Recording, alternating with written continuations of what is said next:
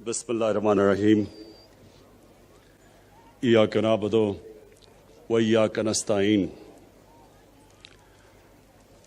ये दूसरी दफ़ा मैं गिलगित बल्तिस्तान उस मौके पे आया हूँ जो एक खुशी का मौका है कि जिधर 73 साल पहले यहाँ के गिलगित स्काउट्स ने अपनी जान की कुर्बानी दे के गिलगित बल्तिस्तान को आज़ाद करवाया। तो मुझे आज बड़ी खुशी है कि मैं अब दूसरी दफ़ा फिर दूसरे साल फिर यहाँ आपके साथ खुशी बनाने आया हूँ। और इंशाअल्लाह जब तक मैं वज़ीर आज़म रहूँगा मेरी हमेशा कोशिश होगी कि ये जो दिन है 1 नवंबर ये मैं आपके साथ गुजारूं।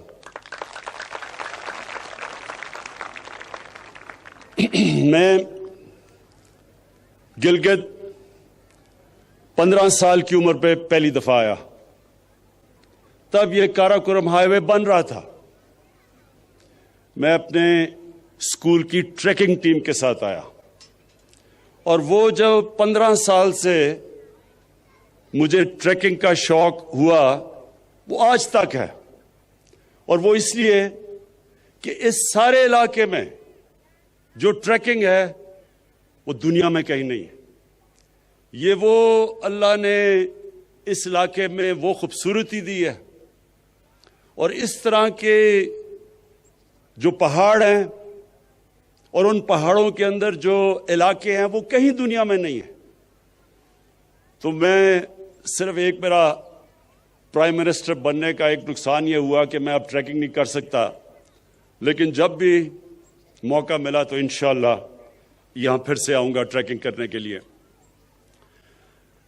ख्वातीन हज़रात, आज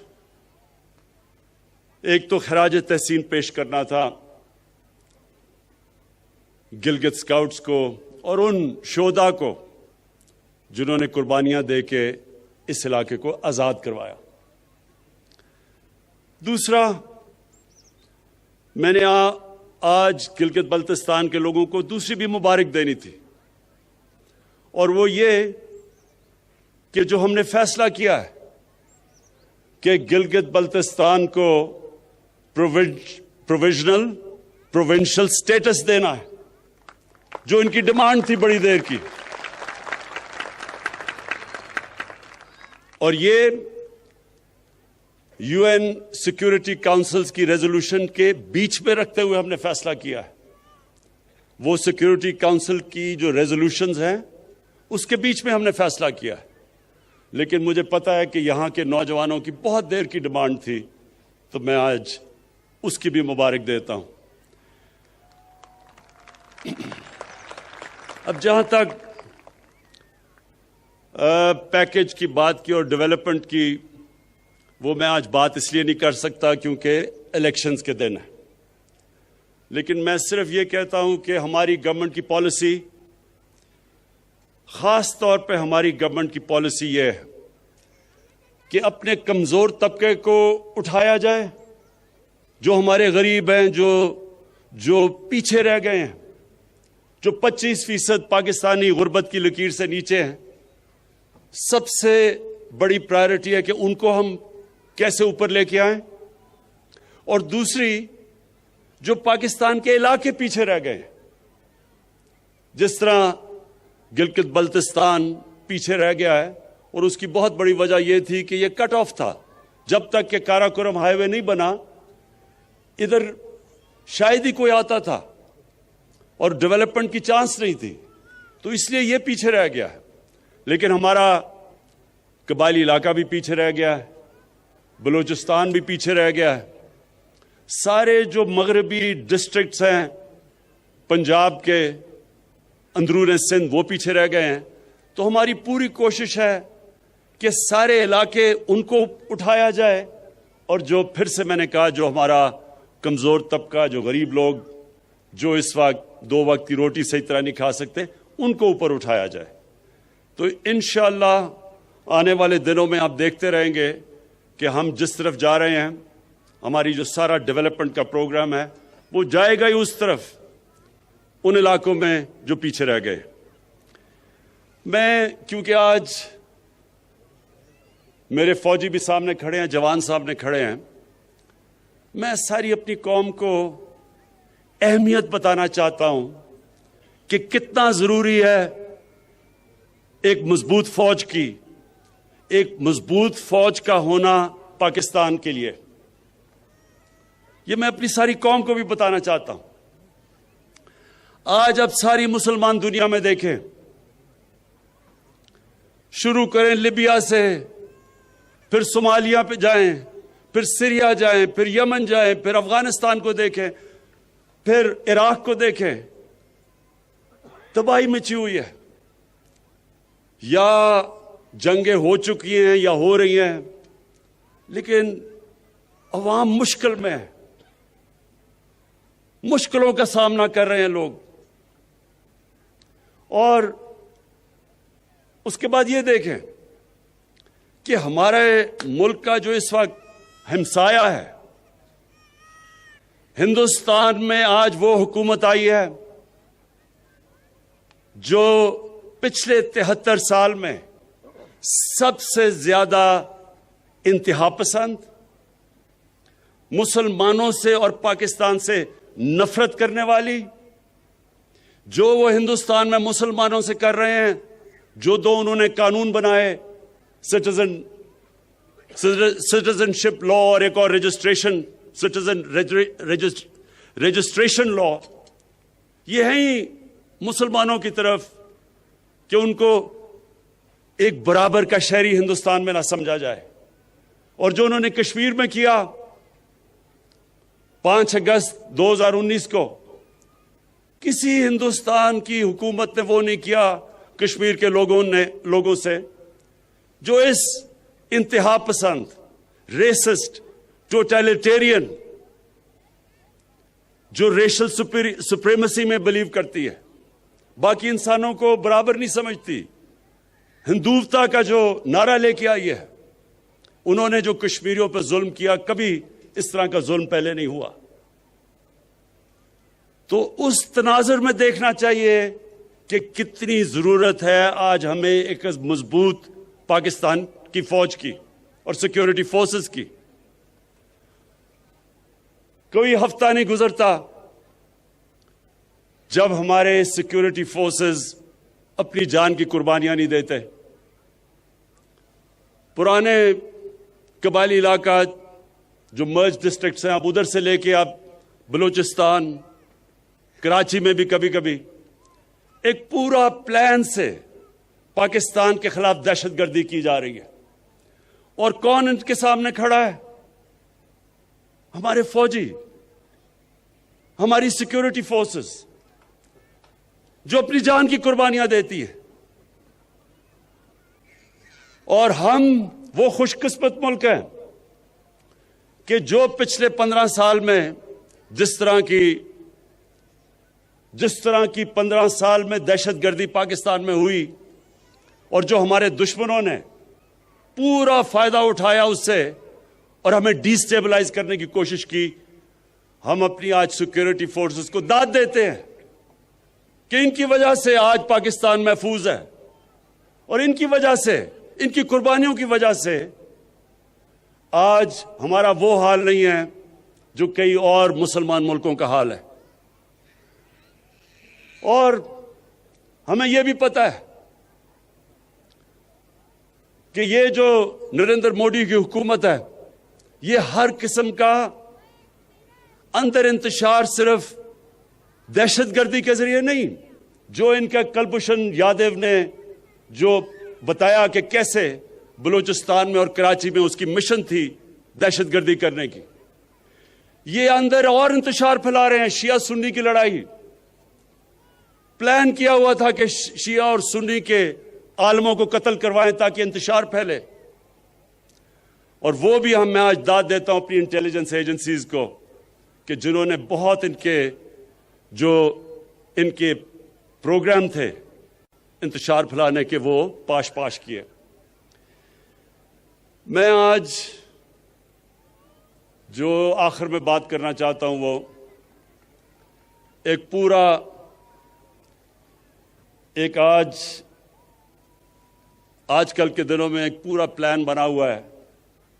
ہمارے وہ لوگ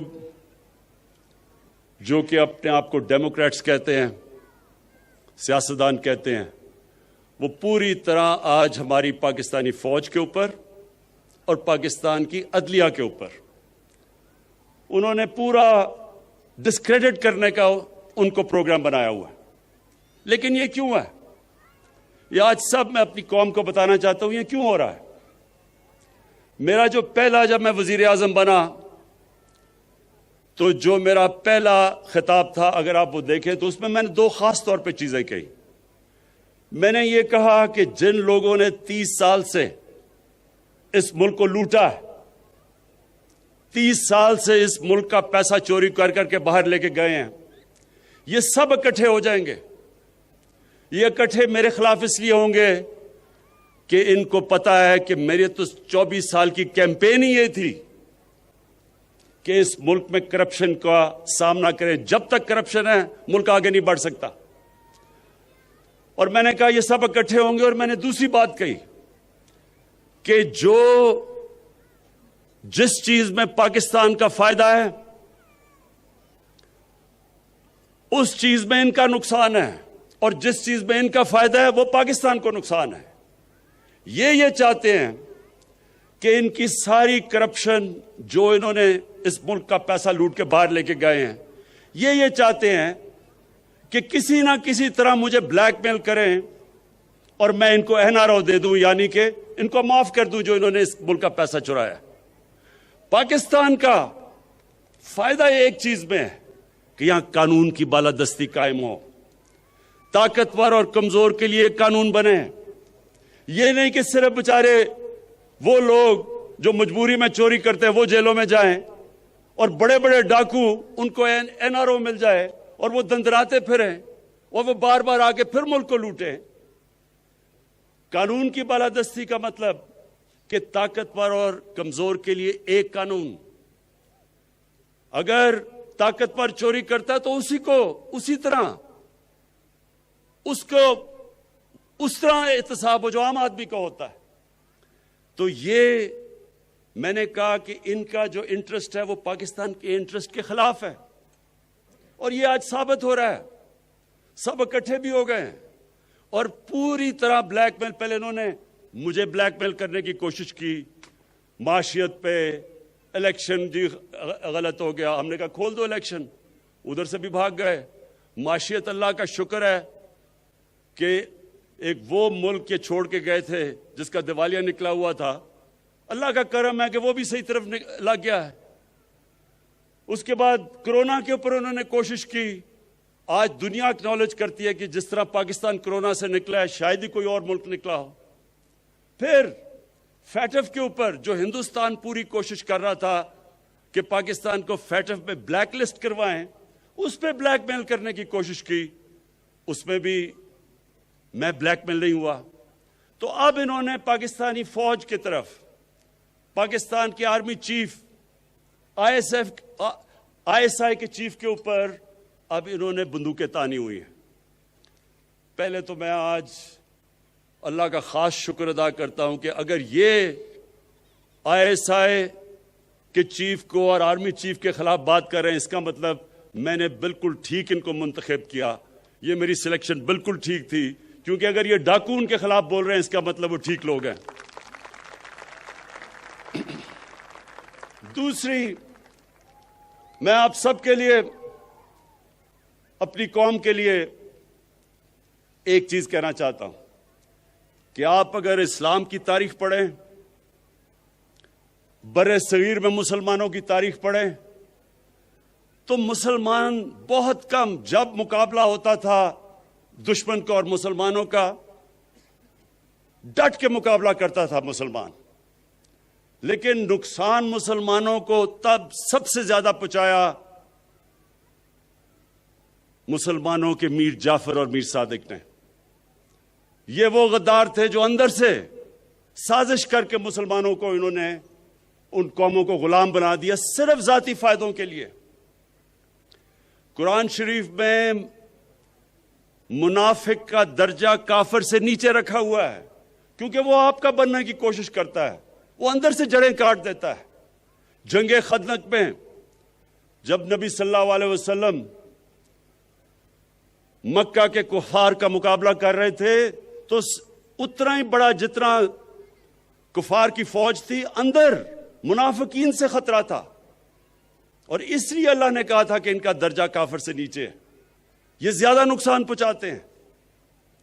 اور آج ہم پاکستان کے میر جعفر، میر صادق اور میر ریاض صادقوں کو دیکھ رہے ہیں۔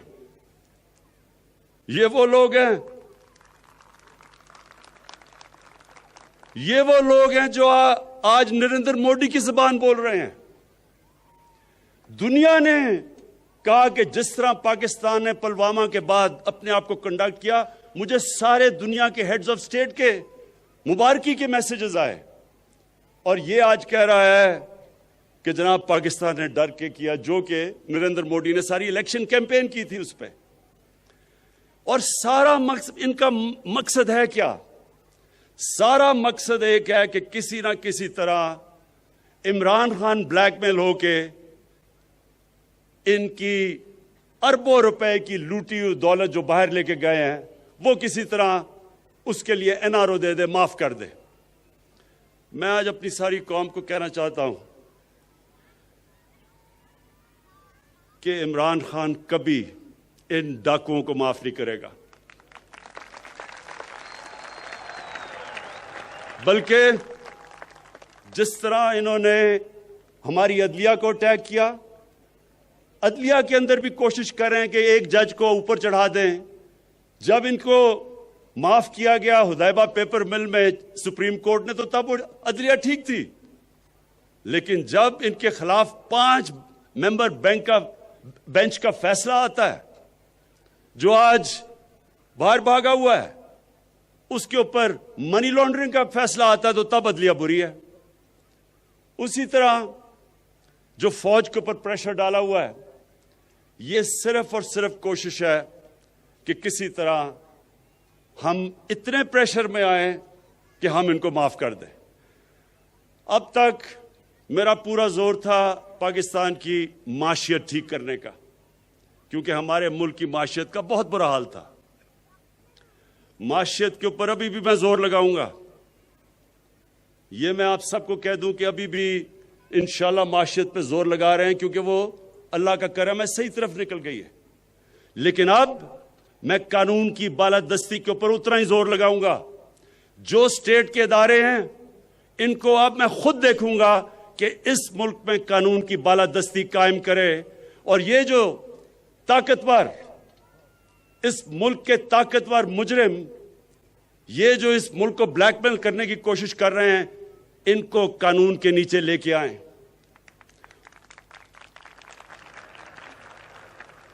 اور انشاءاللہ آنے والے دنوں میں آپ دیکھیں گے کہ کس کی ٹانگیں کامتی ہیں اور کس کے ماتھے پہ پسینہ آتا ہے۔ یہ ساری قوم دیکھے گی۔ شکریہ۔